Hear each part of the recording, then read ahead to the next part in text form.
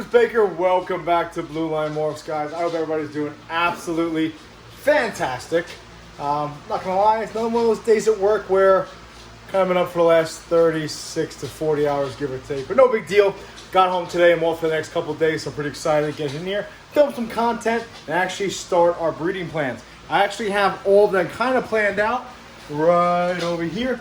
But with that being said, we did just pick up another male that, I don't want to say it's cutting edge, but the gene that it carries is very sought after right now. So big shout out to Anthony for Reptile Creations, kind of hooked me up with this situation here. But we'll talk about that at another time. So we got to kind of rework our breeding plans a little bit. But with that being said, I want to do a quick update on that last clutch that we spoke about just last video. Now I know there's a lot of snakes over here on the hatching rack that we kind of got to do updates on. Couple clown clutches, couple potty clutches, so forth and so on, which I'm going to do probably a giant update video later on this week or next week. But that being said, I want to give an update on that clutch that was, I don't want to say complete disaster, but all 6 of them had shark mouth. Now again, huge thank you to all the support and people trying to lend advice and tell me that some of their shark mouth animals have done well and even bred. And other people tell me to throw them in the freezer. But so far, I'm going to show you exactly which ones survived so far, what they are, what sex they are. We're going to see them flat out. But then also, I kind of want to talk about my holdbacks this season. Because while Mike was here, Redline Pythons, hose dragger, pole slider, land pirate, over from California, he made up a good point. There's a lot of holdbacks. Not a lot of stuff growing up. There are 2 holdbacks, possibly 3 holdbacks over there in the rack, but not a lot considering I produce about 100 hatchlings. And there's a reason for that. I kind of want to discuss that reason and why it's really good for this upcoming season, but the next season not so much. We've actually rectified that situation, which we'll talk about in another video. Long story short, I blacked out one night, bought a new project, about 8 females. We'll talk about that another time. But there's a reason why this next upcoming season will be phenomenal. And there are no real holdbacks growing up for the next season, but we kind of took care of that. We'll see what happens. With that being said, let's take a look at these shark mouth animals. Listen, straight up, I had to cull 2 of them. One died straight out of the egg, right? There were 6 eggs. One died straight out of the egg. Literally, when I opened it up to cut them or check for any pips, it was already dead. Wasn't my doing. 2 of them I had to cull. They weren't coming out of the egg. They were dead. If I touched them, they twitched a little bit. For the most part, they were not going to absorb any more yolk. They were dead. They were done. It was over. There are 3, though, that are currently... I'll kind of move over here. There are 3 that are sitting here now I'm looking at. We're going to talk about them. All 3 of them are males. And let's go over them real quickly. So, first and foremost, guys, I'm not even going to sit here and attempt to ID them. But this one right here, I'm going to go. It's probably the nicest one. ODYB Fire Pied, probably Leopard 2 involved in there. Now again, if you guys don't remember, the pairing was a Cinnamon Pied to a Pastel ODYB Fire Leopard Pied. Now again, the entire clutch had shark mouth, had issues. Now if you notice, normally I clean them up much more nicely. I don't want to mess with them too much though. That's why there's a little vermiculite that was stuck to them. Normally I get that all off before I put them in over here to shed out. But a lot of explanations have been shot my way, everything from the incubator issues, but I have hatched out 100 hatchlings from the incubator. There were 12 other clutches in the incubator with this animal. Could it be that I slowly pulled them out, this one was left, and maybe the incubator got hot a couple times? I don't think so, just because I did have my handy trusty sensor push, just like I have one over there now in that puzzle clutch. Maybe it was a little, kind of just like one area in the incubator that didn't have airflow. I don't know. Either way, I've been told it happens. Some people went even as far to say that maybe there was so many genetics involved in there that it kind of just went bad. You can't combine that many genetics. I got to think there's people, Ozzy Boy comes into mind, that have probably had combinations of pied clutches with much more genetics than that. So let's take a look at this. Either way, it is what it is, guys. And like I said before in the other video, I'm going to give them a chance to survive. They're fighting.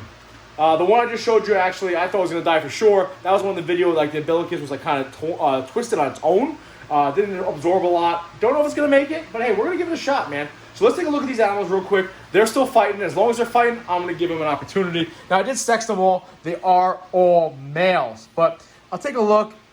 I don't want to mess with this one too much because he is the most fragile one, but he does have a little bit of neurologic, see, a little bit of issues here, guys. So that's something I got to discuss with some of my more experienced buddies, whether or not the most humane thing would be to cull this. It is moving around. It is alert. But every once in a while, it does get a little wobbly, kind of like a spider. Now, it does have a really extreme snake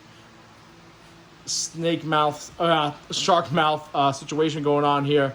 Not in the least bit subtle. But it is a little wonky sometimes, a little wonky, and it kind of has, I believe, a little bit of neurological disorder. I'm going to look into that a little further. By all means, comment down below. Is it better to cull this animal? Then you got this one right here, guys. This one's much better than the other one. Oh, let me get you in my hand, bud. Looking pretty good, this one. Now, again, this one also gets a little weird sometimes, guys. This one's a little more alert than the other one, and the shark mouth is pretty pronounced, pretty extreme. Either way, pretty beautiful animal. Now, again, guys, comment down below. Have you seen, is it because of the heat? Something went wrong, obviously. As you can see, there's some sort of neurological disorders here. See, guys, that's just the reality. Definitely help me out here. What do you guys think? Can these things eat? Can these things survive as pets? Or is the best thing to kind of cull them? As you can see, they kind of get themselves twisted. All right. This one right here, actually, guys, seems to be absolutely fine. It's got the shark mouth, but nowhere near as pronounced as the other one. I anticipate this animal being absolutely fine. Obviously, some sort of pastel OD cinnamon combo pied animal. This one, again, is just a snake with a little bit of deformity on his mouth. I see no neurological disorder here. It's kind of straight and narrow. Its head almost looks fully developed except for a slight little underbite there, as you can see. But even now, it's grasping my hand pretty tightly. It absorbed all the yolk while its two brothers in there hardly absorbed anything. But that's where we're at when it comes to the shark mouth babies. By all means, comment down below. Now, let's get right involved in my holdback. Like I just said earlier, I only technically have 2 holdbacks right now that I know I'm keeping. I'll show them off to you real quick. No surprise, they're both females. Then we're going to talk about why I only have a couple holdbacks, why I didn't focus on holdbacks, and how we kind of set ourselves up for a 6th season coming up. So the first holdback we have is going to be this little girl right here. I originally did have her listed. Ultimately, I decided I'm going to hold her back. I really, really, really like Blackhead. This is the Blackhead double het clown pied female. Absolutely stunning girl. Again, she was listed, but I ultimately decided I'm going to hold her back and kind of raise her up and get her ready. This is her mom right here. This is that Blackhead Mojave het pied pos het clown female. Obviously, we didn't prove out the het clown. We're going to give it another shot this upcoming season. I do have this girl right next door from Renowned Reptiles, a blackhead pinstripe double het clown pied female. I really like blackhead involving clowns and pied, so ultimately we decided to take her off morph market and keep her. And the second girl is this girl right here, which I believe is an ODYB fire pied. She's absolutely stunning. Let me take her in the light a little bit. I can get better lighting now. I think I'm going to put lighting right down the middle there. But absolutely stunning girl, bright, vibrant. My camera's not even picking it up. Little OD spot down over there, if you can see it. Whoop, right there. But really good looking animal. Probably the only girl going to be keeping from that clutch. But this girl right here is kind of up in the air. Yep, this girl right here, kind of up in the air. This is what we believe to be a pastel leopard yellow belly banana pied female. She is listed right now. I thought she was Orange Dream 100%. Look how bright and vibrant that orange is. But after speaking to a couple of people that actually know what they're doing, they don't think there's Orange Dream involved in there. But either way, she's available currently, but I don't know if she's going to stay available. She might end up as a holdback. I don't know if I really want banana involved in my higher end pie products, but we'll see. But here's what I was talking about earlier. That Mike kind of brought up a good point. I don't have a lot of holdbacks growing up. In other words, right now in my racks, the smallest animal besides those two and this boy right here, which I can't show you, but it is a clown. We'll talk about that pickup and the other pickup we have coming down soon. But the reason why in these racks behind me, the smallest animals I really have are these right here. These are those pied het clown holdbacks from technically this season. They were just hatched in January, okay? And they were just hatched in January, so they are from this season. This is the male right here, ODYB Fire Leopard Pied Het Clown. He's about 580 grams. ODYB Leopard Pied Het Clown female. She's about 600 something grams. This girl over here, which I believe to be all the genetics involved, and that's, oh, sorry, honey. She's gonna take me right now. That's why she looks completely white. And then you got this pastel OD sick Pied Het Clown female. These holdbacks all from this season. But, actually, you know what? So I lied. I have these holdbacks also, but they literally hatched out in January, so I kind of completely disassociated with the season. But besides these animals in here, a lot of my animals are all about 1,400 grams, if not higher. In other words, there's no animals right now sitting at the 500-600 gram mark besides them growing up for the following season. And the reason why, guys, is I have been presented with a lot of opportunities to pick up breeder females, okay? For example, I'll just run through my pied stuff right now. You got, I did pick up this big old pastel pied girl right here, breeder, good to go. I picked up these 2 pied girls from my buddy Aaron over at, where's he at? Boop, right there, another fellow law enforcement officer. I picked up those 2 breeder females. I picked up this Enchi breeder clown. I picked up this OD Vanilla breeder clown, this OD Fire breeder clown.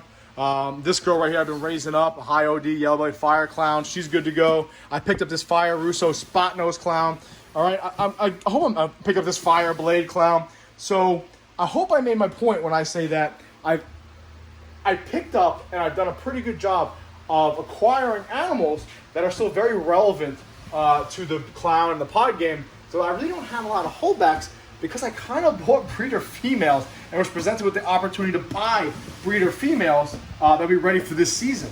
That's why in these racks behind me, I don't have a lot of animals growing up for the following season, just because I have everything almost all set up and ready to go. I'm just looking at this real quick. The only things I really have grown up are 2 holdbacks from last season, which are these 2 girls right here who are both in the hides because they're assholes. This is the Pastel Enchi Pied, which is the daughter of the girl I lost last week. And we got a Pastel Spot Nose Clown. Though she's about 1,150 grams, she's 980 grams. Other than that, none of my animals are really under 1,300 to 1,400 grams. Now again, we have a lot of firepower over here. We've done a pretty good job acquiring breed-ready females from people that are kind of moving on different projects, or they've upgraded their projects. I'm kind of trailing them. Also, you got to keep in mind too, over the last few months, Mike and I did acquire that whole entire collection, which kind of added these animals to the mix too, okay? We got the Leopard Double Het Clown Pied female, Leopard Yellow Belly Fire Double Het Clown Pied female, the Black Het Mojave I just showed you, a Super Enchi Possible Double Het Clown Pied female, and then also you got the big Clown Pied boy right here. And the list kind of goes on, guys. So with that being said, it's kind of unfortunate that I don't have a lot of animals raising up to get ready for next season. The stickers coming off. It's real humid in here. Raising up to get ready to go for the following season, but I'm not really worried about that because I think we set ourselves up really nicely this upcoming season, and we're really excited about a lot of the breeding projects that we have and the breeding plans we have going into the following season. So kind of sucks that my quote-unquote holdback rack here is even on, to be honest with you, completely empty. We don't even have any holdbacks to put in there right now, besides the 4 bigger ones I showed you, and these 3 over here. So, did we do ourselves a disservice because we're not holding anything back for the following season? I don't think so. We did go kind of blackout one night and pick up pretty much 8 or 9 girls for entire projects. Those will be holdbacks for this season. Well, animals we bought, not really holdbacks, but animals were growing up. With that being said, guys, what that does mean is that this upcoming season is going to be absolutely fucking sick. So I'm really looking forward to it, guys. I'm looking forward to sharing some of my breeding plans with you guys go over in the next few weeks. I'm really excited about it. But like I said, I did just get the opportunity to pick up another breeder male. Well, breed ready. He's not proven, but he's breed ready male. That's kind of throwing a monkey wrench in my entire clown project. I have to rework a lot of things. We'll talk about that. But also about the other powerful male that we picked up in the clown game that only 60 grams now. Got to raise his ass up. But that being said, guys, just wanted to share how that shark mouth clutch is doing. 2 of them got bad neurological issues, so I got to look into that. Might be best just to kind of cull them. I don't know. If the animal can survive and it lives an okay life, then cool. If the animal's suffering, then I'm going to do what's best for the animal. I kind of want to talk about why I don't have a lot of holdbacks in here. But like I said, we got some fire growing up. No, we don't have any fire growing up. We have some fire in the racks we picked up. I didn't even talk about this girl, my Gotham girl we picked up. She's about 1,300 grams now, looking absolutely phenomenal. Then, of course, we have the girls that we use this season. And obviously, I showed off the clowns more, but Pie's just as powerful next door. So we'll see what happens. We have altogether about 15 visual clowns, 10 or 11. Stop scratching your face. Hey, 10 or 11. Doesn't listen.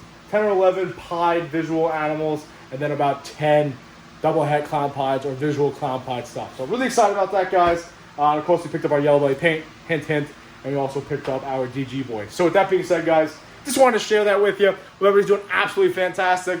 Like I said, I'm off for the next few days. I plan on making some content for the channel and continue to grow.